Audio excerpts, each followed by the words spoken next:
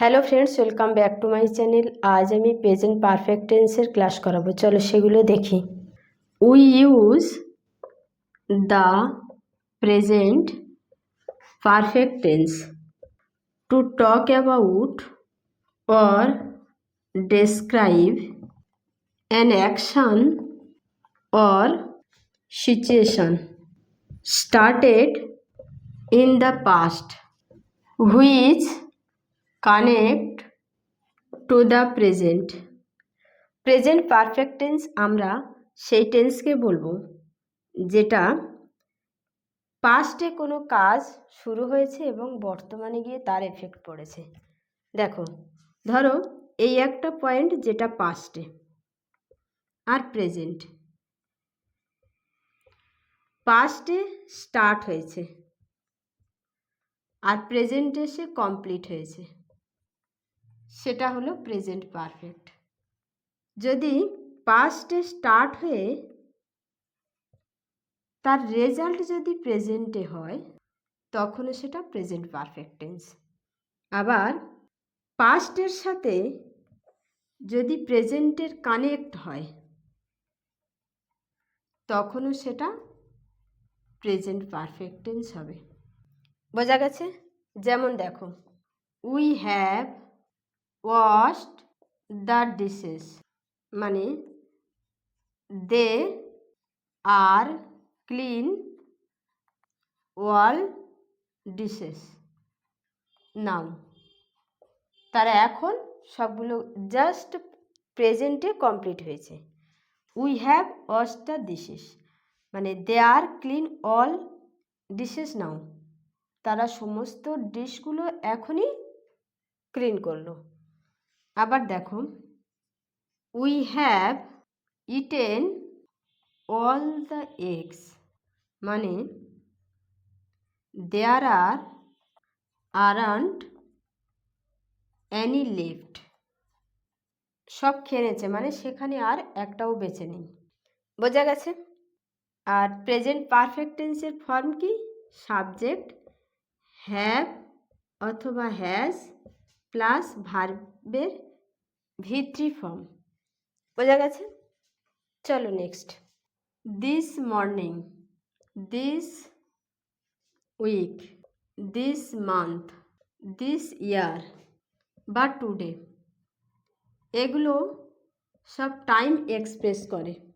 এই ওয়ার্ডগুলো সব টাইম এক্সপ্রেস করে। এই ওয়ার্ডগুলোর সাথে লেখা ক্লজ পাস্ট সিম্পল হয় অথবা প্রেজেন্ট পারফেক্ট হয়। বোঝা গেছে? যদি বলি আমরা দিস মর্নিং, মানে এটা যদি আমি পাস্ট টেন্সে লিখি এর সঙ্গে সেন্টেন্সটা, তার মানে এর অ্যাকশনটা পাস্টে কমপ্লিট হয়ে গেছে এবং টাইম পিরিয়ড নট ইনক্লুড। যদি এটা প্রেজেন্ট পারফেক্টে লিখি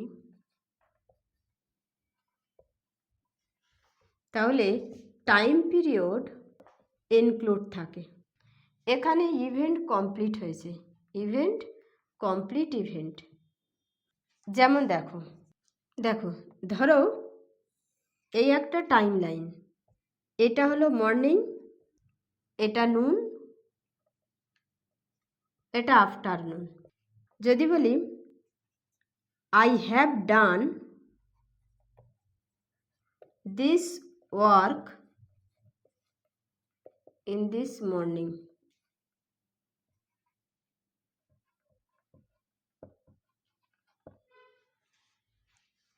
মানে আমি কাজটা, ধরো এখান থেকে এই পর্যন্ত সকাল, এটা একটা টাইম পিরিয়ড। তো এই টাইম পিরিয়ডে ধরো আমি এইখানে কাজটা কমপ্লিট করেছি। আমি এইখানে এসে বললাম আমি সকালে কাজটা করেছি। এই যে টাইম লাইনের মধ্যে এখনও তো সকাল রয়েছে, তার মানে কি টাইমটা ইনক্লুড আছে, include time, present time include আছে। যখন আমি বলছি যে আমি কাজটা করেছি তখনও তো অলরেডি মর্নিং আছে, মানে প্রেজেন্ট টাইমে আমি যখন বলছি তখন সেই টাইমটা ইনক্লুড আসে, তখন এটা প্রেজেন্ট পারফেক্ট হবে।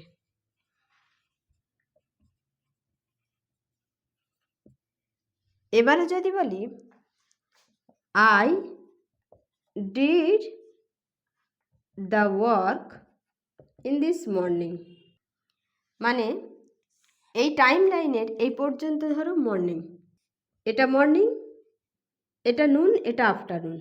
আমি এই মর্নিং পার হয়ে এসছি, এই মর্নিং পার হয়ে এখানে এসে বলছি যে আমি কাজটা করেছি সকালে। তার মানে এই মর্নিংয়ের যে টাইম লাইনটা আর এই এখানের মধ্যে ইনক্লুড নেই।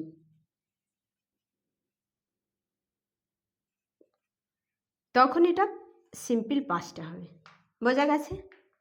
বোঝা গেছে?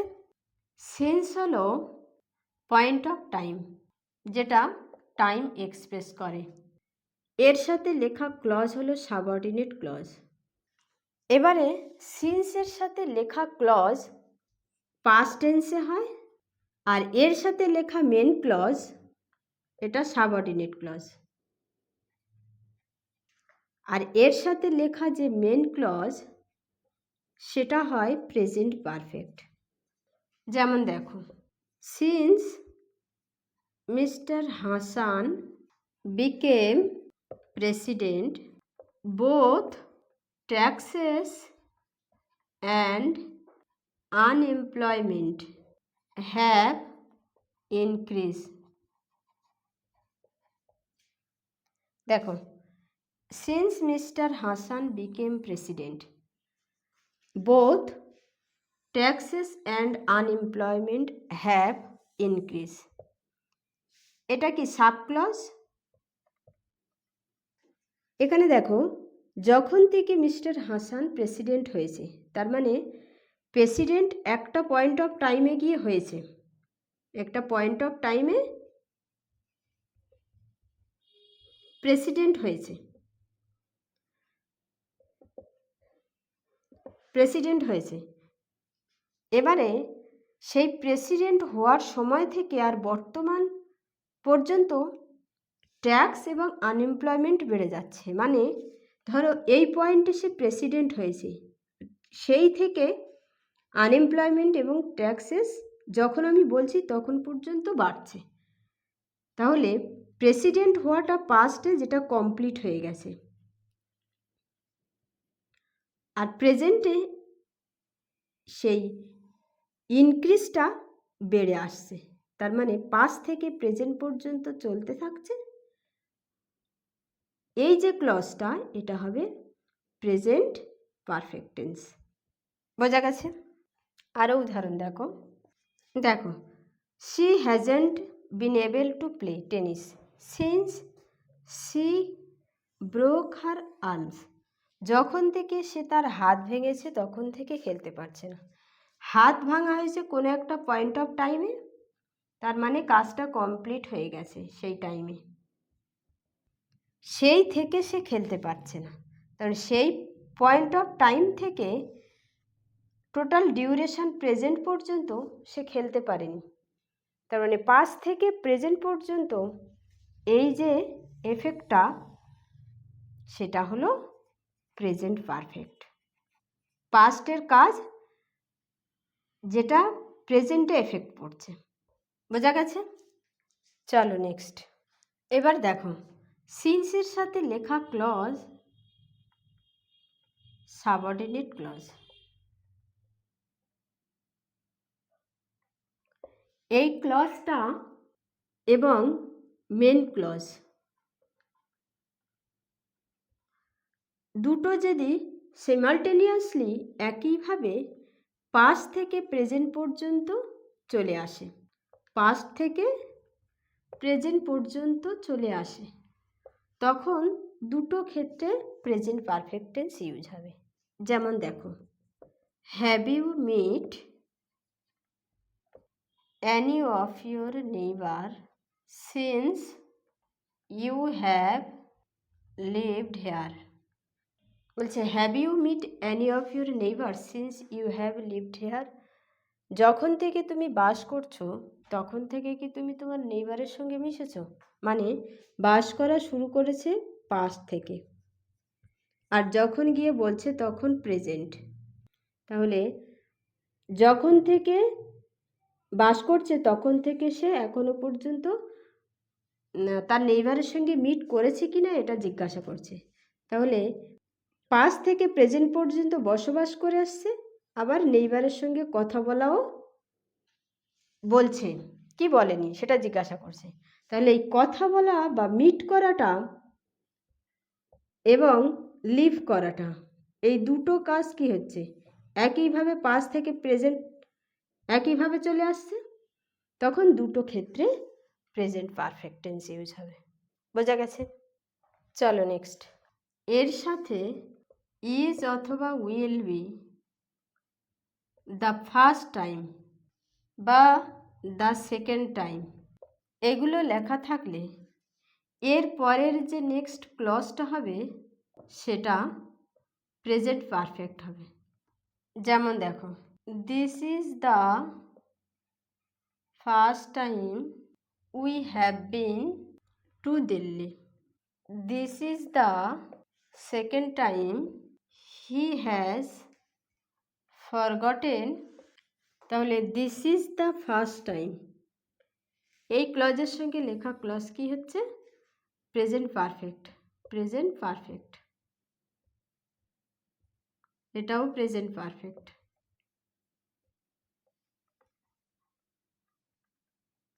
বোঝা গেছে? বোঝা গেছে?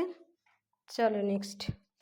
After, when, until, as soon as, once, by the time, minute, moment, এই ওয়ার্ডগুলোর সঙ্গে লেখা ক্লজ যদি পাস্ট সিম্পল হয় তার মানে ইভেন্ট কমপ্লিটেড, আর যদি প্রেজেন্ট পারফেক্ট হয় তখন সেটা ফিউচার টাইমকে এক্সপ্রেস করে, আর এটা পাস্ট টাইমকে এক্সপ্রেস করে।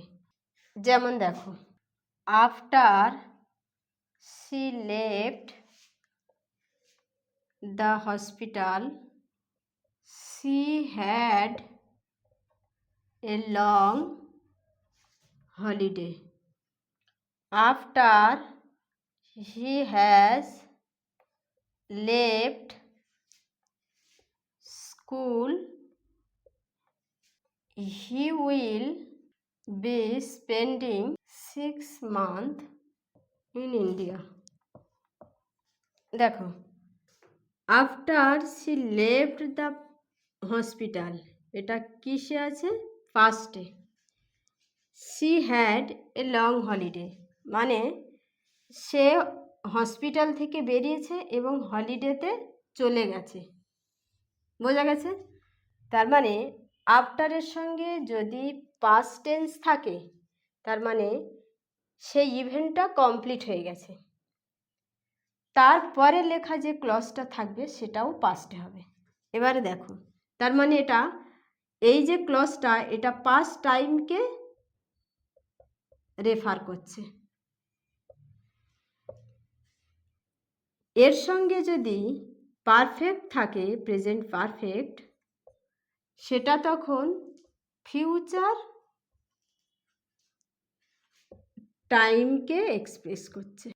সে স্কুল থেকে বেরিয়ে সে ইন্ডিয়াতে 6 মান্থ থাকবে, মানে যখন আমি বলছি তখন দুটো কাজ হয়নি, এটা হয়ে যাবে আর এটাও হবে। আমি ধরো প্রেজেন্ট টাইমে দাঁড়িয়ে বলছি সে স্কুল থেকে বেরিয়ে ওইখানে যাবে, তার মানে সে স্কুল থেকে বেরোনো কাজটা কমপ্লিট করবে, করে ফিউচারে ওইখানে যাবে, সেটা তার প্ল্যান। আর যদি বলি after she left the hospital she had a long holiday, মানে সে হসপিটাল থেকে বেরিয়েছে এবং লং হলিডেতে চলে গেছে। বোঝা গেছে? তাহলে এই ওয়ার্ডগুলোর সাথে লেখা ক্লজ যদি পাস্টে থাকে তার মানে সেটা পাস্ট টাইমকে রেফার করছে, তারপরে যে ক্লজটা হবে সেটা পাস্ট টাইম হবে। আর এর সঙ্গে লেখা ক্লজটা ফিউচার টাইমকে রিপ্রেজেন্ট করছে, যেটা ফিউচার হবে। মানে সে স্কুল থেকে বেরিয়েছে, বেরোনোর কাজটা কমপ্লিট হয়েছে এবং তারপরে সেটা যেটা সে প্ল্যান করে রেখেছিল সেটাই করবে, তার মানে এটা ফিউচারে। মানে এই পারফেক্ট টেন্সটা ফিউচার টাইমকে ইন্ডিকেট করছে, আর পাস্ট টাইমকে ইন্ডিকেট করছে। তার মানে এর পরের যে ক্লজটা হবে সেটাও পাস্ট টাইমে হবে। বোঝা গেছে? আজ এই পর্যন্ত। ভিডিওটা ভালো লাগলে চ্যানেলটা সাবস্ক্রাইব করবে আর ভিডিওটা লাইক করবে।